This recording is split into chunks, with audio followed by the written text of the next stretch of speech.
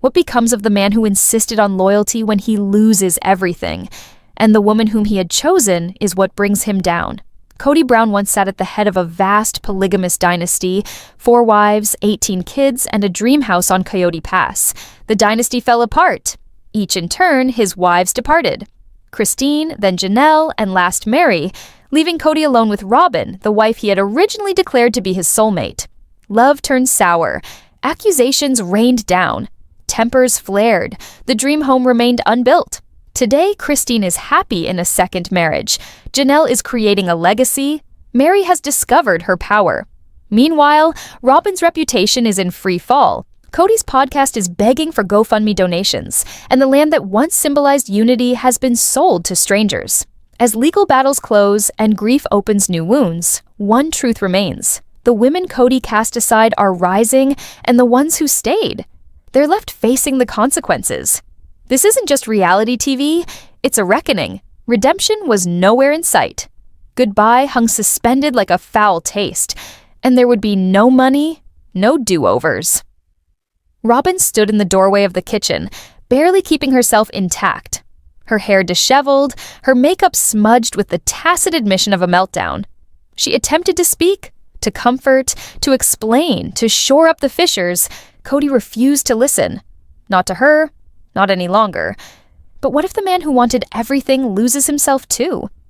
His voice sliced through the tension, rough and raspy. "They're blaming me," he growled. "I'm the liability after all I did for them." "Kody," Robyn whispered, her voice shaking. But that was all she got out before he turned on her, his eyes blazing. "You made me sever everyone else," he spat. "You were supposed to be it, my soulmate, my legacy." When love became regret, the consequences were anything but silent. He was yelling now, his chest rising and falling. This was what you said would be our future." Robyn automatically retreated a step. "Hi, everyone. Welcome back to my channel." Her voice sounded in her head when everything had been glossy and nice. But that was lost now. "I sacrificed everything," Kody snarled. "My wives, my children, for you, for a fantasy you destroyed." That shattered her. Robyn's eyes snapped, her voice more pointed than ever. "You lost nothing. You torched the whole thing in your ego, your anger. You were not a husband, Kody. You were a man unraveling." And amidst the wreckage of that encounter, something irreparable occurred. In one flashing instant, Kody's hand lashed out and slapped her. Time came to a standstill. Neither of them had absorbed it until Robyn fell to the ground, grasping her cheek in shock. Quiet descended like a dark shroud. His face went white. "Robyn," he whispered frantically. I didn't intend to." But Robyn did not answer. No tears, no accusations, only silence. And within that silence, no alibi could conceal. While one chapter shattered in silence, another was closing in a courtroom. Across town, Janelle sat inside a modest RV parked near the barren edges of Coyote Pass. Legal documents in hand, she stared straight ahead as the judge read the verdict. "The quitclaim deed was processed without proper spousal notice," he said. "That violates state law." Robyn's fingers twitched on the courtroom table. Undefined Kody refused to meet her eyes. "Based on the evidence before me," the judge went on, "such as signs of fiscal wrongdoing, suspicious asset transfers, and family instability, I hereby order sole ownership of Parcel B, Coyote Pass, to Miss Janelle Brown." For Janelle, it wasn't a victory. Was justice long delayed? Weeks went by. The grand mansion, once ringing with coerced laughter, was now all but vacant. Most of the designer furniture had been repossessed. The lawsuits had cleaned out Robyn's accounts. Her reputation was in shambles. She attempted to distract herself by opening up her streaming program, but all the episodes of Sister Wives vanished, wiped from TLC's database. Her history erased. Facebook refreshed. Another live video from Kody, a grainy close-up selfie. He was advertising his latest project, the Alpha Polygamist Podcast, a ranting platform where he accused betrayal, cancel culture, and the emasculation of modern men. Robyn let out a deep sigh and clicked his linked GoFundMe.goal. $500,000. Raised $4,627. But while some pleaded for the past, others burned it down, literally. Janelle stood quietly at the corner of a blazing bonfire on the property that was now officially hers. Photo albums, wedding photos, and stiff smiles, one by one she tossed them onto the fire. Behind her, Mary approached, carrying 2 steaming cups. She handed Janelle one without a word. "Do you feel guilty about it?" Mary asked softly. Janelle didn't answer immediately, because sometimes freedom isn't accompanied by guilt, it's accompanied by peace. There was no redemption remaining. No goodbyes fraught with closure. Just silence, remorse, and an empty bank account. Robyn stood at the edge of the kitchen, holding on by sheer force of will. Her hair was mussed, makeup smeared with traces of recent tears. She parted her lips, trying to comfort, to apologize, to mend what was left. But Kody wasn't hearing. Not her. Not anymore. What do you do with the man who struggled to dominate everything only to lose it all, and himself? His voice cut through the stress, harsh and acerbic. "They're blaming me," he snarled. "I'm the issue now, after everything I did for them." "Kody," Robyn said softly, almost inaudibly. But that was all she managed before he turned on her, eyes cold and wild. "You pushed me to cut off everyone," he snapped. "You were supposed to be the one, my soulmate, my reason. When love becomes a burden, the weight of it can destroy more than just hearts." His voice rose, booming in the hollow kitchen. "This was your promise. This was supposed to be our forever." Robyn automatically stepped back. Her thoughts flashed to sunnier times. Phony smiles, phony peace. "Hey guys, welcome back to my channel." The phrases lingered in her mind like a specter from a time that was gone. "I gave up everything," Kody seethed. "My wives, my kids, for you, for the dream you demanded." But Robyn had had enough. Her tone was hard and unforgiving. "You lost nothing, Kody. You lost everything due to your ego and your temper. You weren't a husband. You were coming undone and taking us all with you." And then, in a moment, just like that, the final line was crossed. In a flash of anger, Kody hit her. The sound rang out in the dead house. Robyn fell to the floor, one hand over her face. Everything came to a standstill. The air chilled. His face turned pale. "Robyn," he managed to get out. I didn't mean..." But Robyn didn't say anything. She didn't cry. Didn't blink. She just sat there. Silent. Shattered. Through. And in the stillness, all the excuses fell apart. As the walls of a life crashed down around her, another was being constructed with honesty and legal forms. Miles away, Janelle sat in a battered, weathered RV on the brink of Coyote Pass. A folder full of legal documents lay across her lap. On her opposite side, the judge's voice boomed in the courtroom. "The quitclaim deed was recorded without requisite spousal notice," he declared, undefined. "That is a blatant disregard of the law." Robyn's hands shook on the table. Undefined Kody refused to look at her at all. "In light of the evidence, including suspicious asset transfers, financial discrepancies, and recorded household instability, I hereby declare full ownership of Parcel B, Coyote Pass, to Ms. Janelle Brown." Janelle didn't merely win property. She regained her strength. Things that followed were dismal. The mansion which was once Robyn's trophy was now bare and empty. Most of the expensive furniture had been repossessed. The lawsuits emptied her accounts.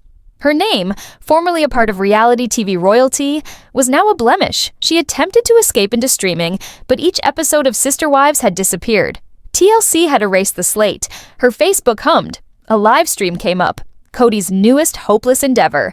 His poorly lit face took up the entire screen as he screamed into his phone camera. His new show, The Alpha Polygamist, a forum to whine about betrayal, cancel culture, and the so-called war on masculinity. Robyn let out a deep sigh and clicked the link to his GoFundMe. Goal, $500,000. Raised $4,627 onto a crumbling past. Another was finally burning hers down. Janelle stood under the stars, a bonfire snapping before her on the land now hers and hers alone. One by one, she added to it the remnants of a life she'd outgrown. Wedding pictures, family portraits, groomed smiles, each picture folded into ash. Mary came up behind her with 2 mugs of tea. She passed one across in silence, "Do you feel guilty?" Mary asked softly.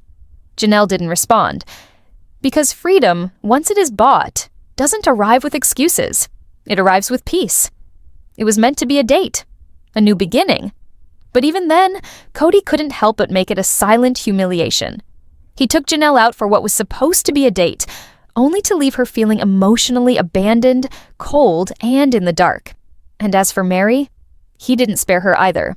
He ridiculed the state of their affair in public, proclaiming he had to pretend around her. How he hadn't already done so for years wasn't mentioned. When love turns into performance, it's no longer love, it's survival. And then there was the land, Coyote Pass, the grand battlefield of broken vows. Kody sold it for a mere $10 on paper, then went and listed it for $1.5 million.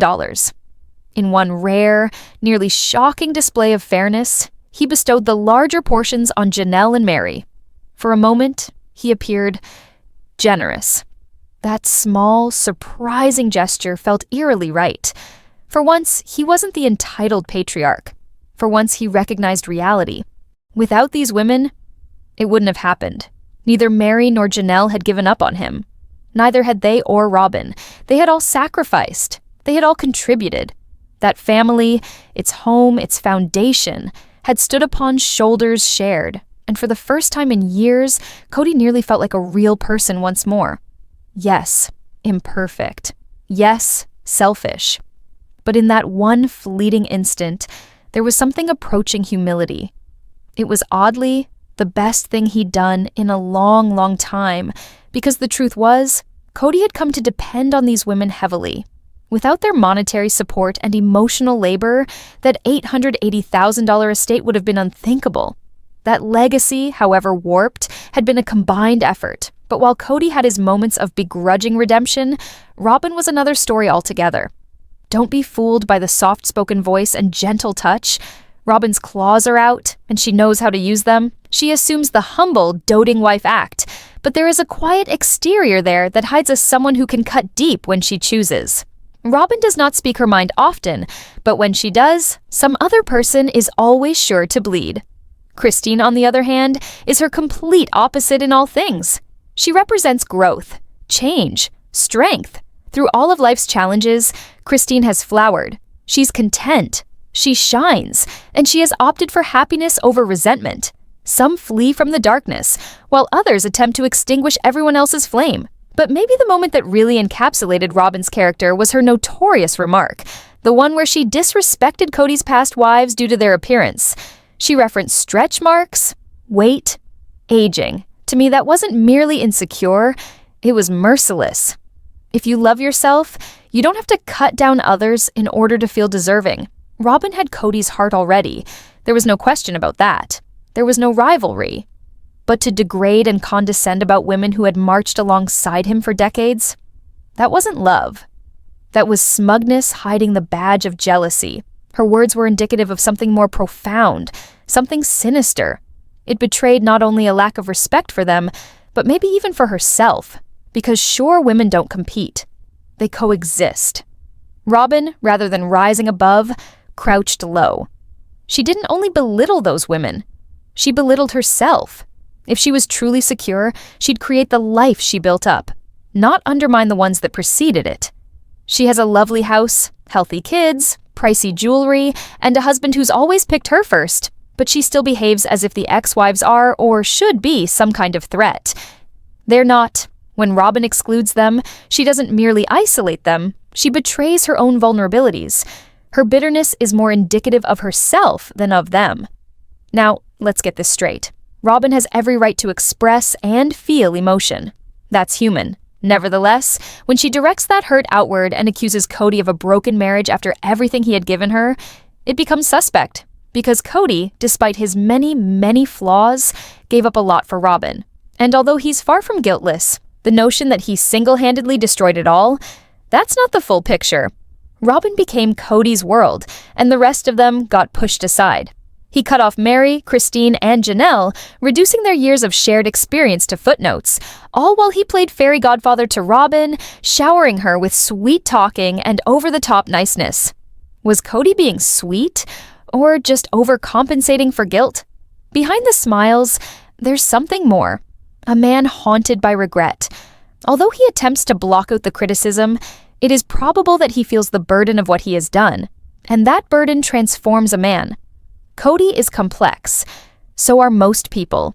He is perhaps volatile and selfish, but beneath, there could be genuine pain, anxiety, even depression, particularly as he thinks about how badly things had deteriorated in the Brown home. But what if Robyn was more than just a passenger? What if she assisted in fueling the mayhem? Her impact on Kody cannot be overlooked. He wasn't always so debauched. Some fans are convinced Robyn silently guided him toward choices that made him the villain of Sister Wives. And as Kody deteriorated, Christine and Janelle started rebuilding. Their lives, now outside the reach of polygamy, have never looked brighter. Christine even played matchmaker, encouraging Janelle to try online dating. She joked about Farmers Only, a site for people who love rural living, perfect for Janelle, with her love for the land and gardening. That's how Christine met her new husband, David Woolley. They connected online, and their bond grew fast. Within a year, they were wed and happy. When Christine walked out, she didn't only rescue herself, she paved the way for everyone else. Her example also gave Mary and Janelle the validation they needed to leave.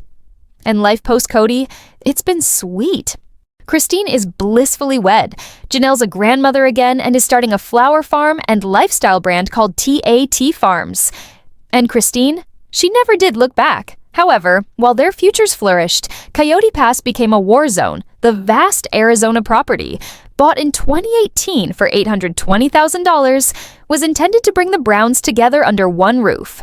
Kody saw a mega mansion where he and all 4 wives would live in harmony, but that dream was ruined when Christine went first, followed by Janelle, and then Mary. The dream was dead. The property was divided into 5 lots, one for every wife and one for Kody himself, but it all dissolved in the end. By 2024, the property sold for $1.5 million. A financial success, sure, but emotionally, an end of an era. The property where Christine once heard angels sing, now it's in someone else's hands. Christine brought Truly, their daughter, and returned to Utah after divorcing Kody late in 2021. She formally sold her share of the land to Kody for only $10 in July 2022. It was a symbol. She was finished. Janelle soon followed. Mary clung a little longer, but finally released as well. The court battle over the house remained, Janelle and Mary still owning their portion of it. They were largely seeking to retrieve the money and legacy they had invested, particularly Janelle, who frequently spoke of leaving something behind for her 6 children. And then, tragedy struck. In March 2024, Janelle's son Garrison died suddenly at the age of 25. It destroyed the family, and it revealed just how far communication had unraveled. On this season of Sister Wives, Janelle breaks down, saying, "Mary and I have no clue what's occurring. We're upset. There's no communication. Nothing is occurring." She even told Mary to hire a lawyer, just in order to protect her rights. With the family divided, the women now battle not only for closure, but for justice. Christine has found peace. Janelle is still battling for hers. Mary is at last standing up for herself. And Robyn? She's stuck with the man she battled so desperately to retain, and the baggage that goes with him. Tell us what you think in the comments. Who do you believe won the strongest? Undefined. And don't forget to subscribe for more real updates on the Brown family drama.